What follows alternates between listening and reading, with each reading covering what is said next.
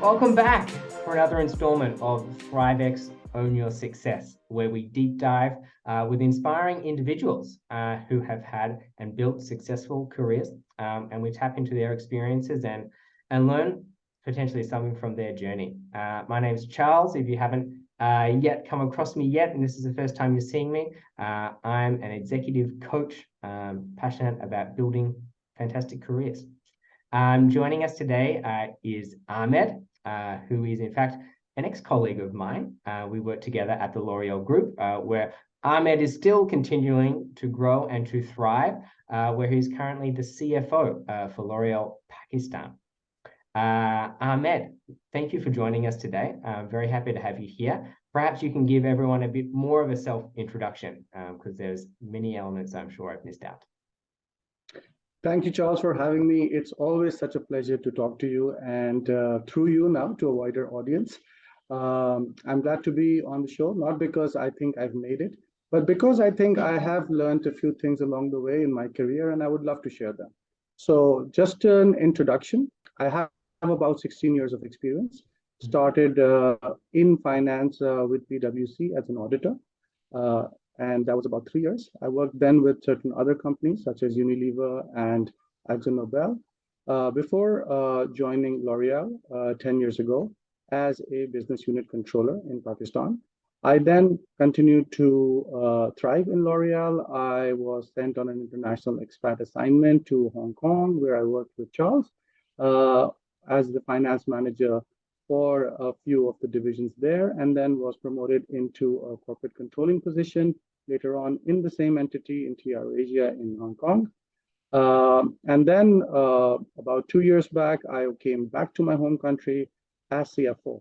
So it's been a very interesting ride, lots of turns and twists, but it's been great, and I'm here to share what I can. I'll tell you what my decision making was, and probably what's the key watch out for some of the young people today. You see, when I was young, I was told finance is a stable career.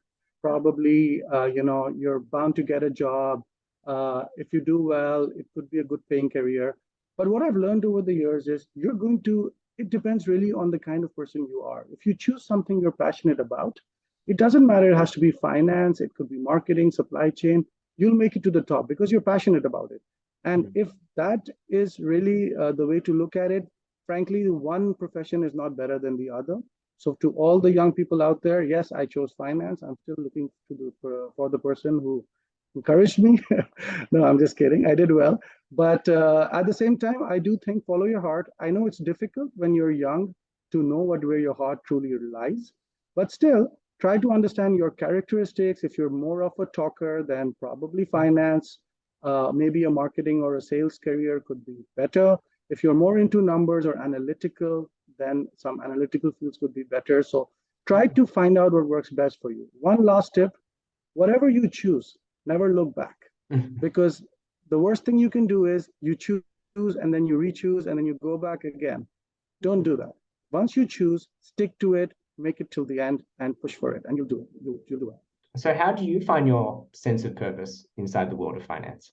I really don't think of myself as a finance person. What I believe is that whatever position we are given, we need to act from day one like we are a caretaker. We are here for 2-3 years on this position. What can we leave behind, which will be better than what it was when we got it? And if that approach is clear, if you're a finance person, what drives you is, okay, so this is what I've inherited. These things are doing well. There is obviously a mess over here. So what can I do in the time period and the time frame that I have set for myself to make sure that the mess is not only cleaned up, but in such a sustainable way that the next person who comes in does not have to deal with it? Well, again, across working as an auditor in the big consulting conglomerates of this world, as well as sort of in-house working inside L'Oréal, I imagine you've left many different legacies. Is there any one that you're particularly proud of? I would like to say that based on my experience level and where I was, I'm proud of all of them. I think if you've left a legacy, if you've made a difference, first of all, you will You will find out about that from the way people will talk about you, even after you've left. Again, it's not the size of the task that we should be too worried about, or the size of the achievement. It's the process. The process is get in, make a legacy, fix things, get out. I can see a lot of passion, a lot of drive, and a lot of sort of purpose to what you're doing, Ahmed, but I can't imagine all of it's been easy. And so I'd like you maybe just to share some experiences that you've had where you felt a bit vulnerable, a bit exposed, and how you dealt with that.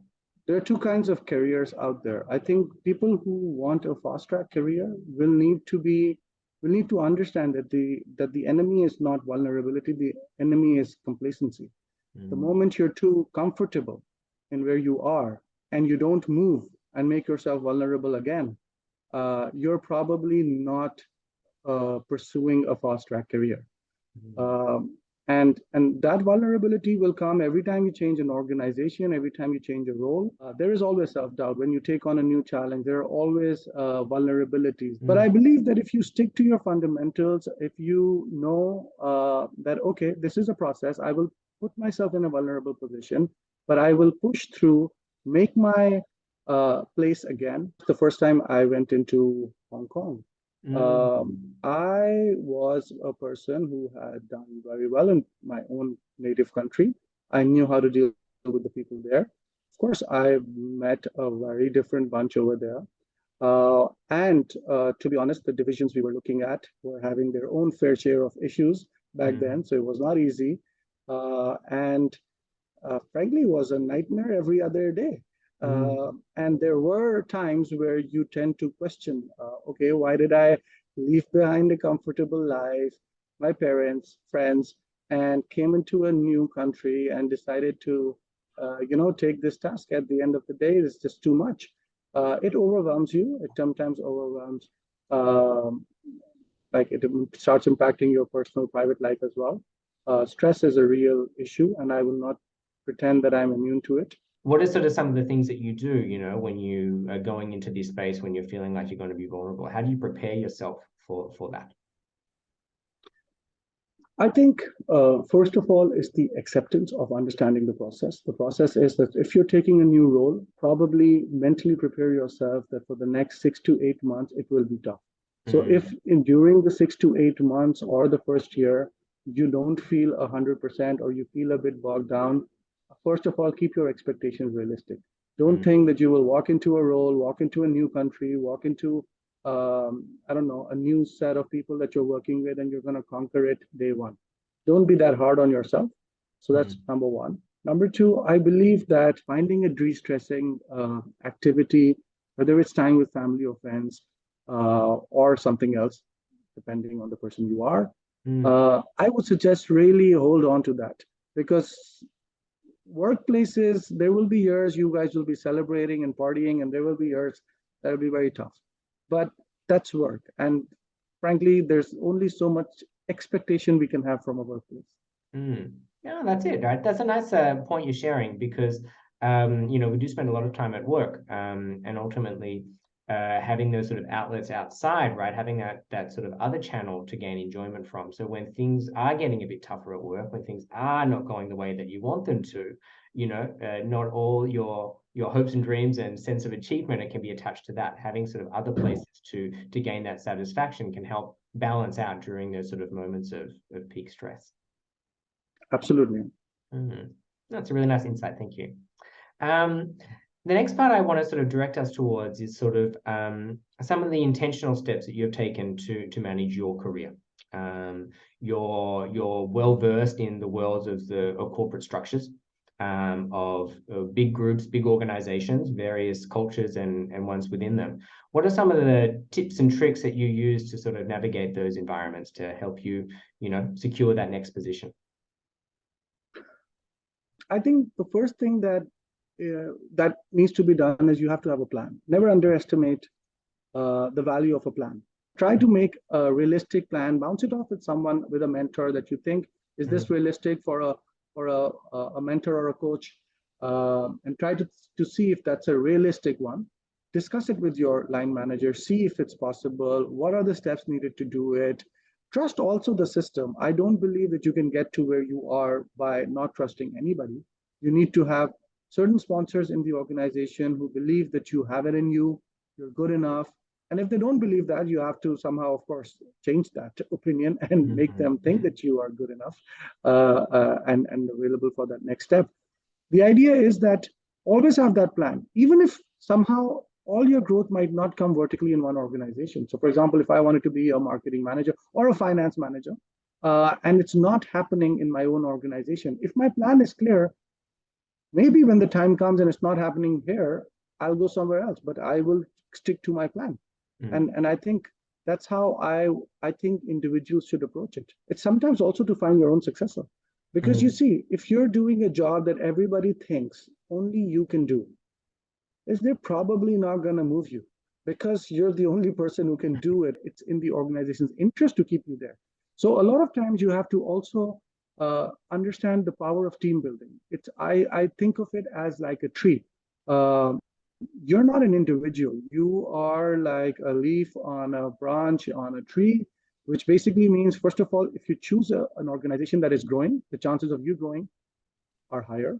Secondly, if you're in a team, you're probably not going to be the only one growing, or if you think you can be, it's not a very sustainable approach. So you also have to pass on that knowledge, make others grow, and probably hopefully when your time comes, they see that you're not the only one holding the fort, and therefore you can be placed into a more challenging role because you've done your part here.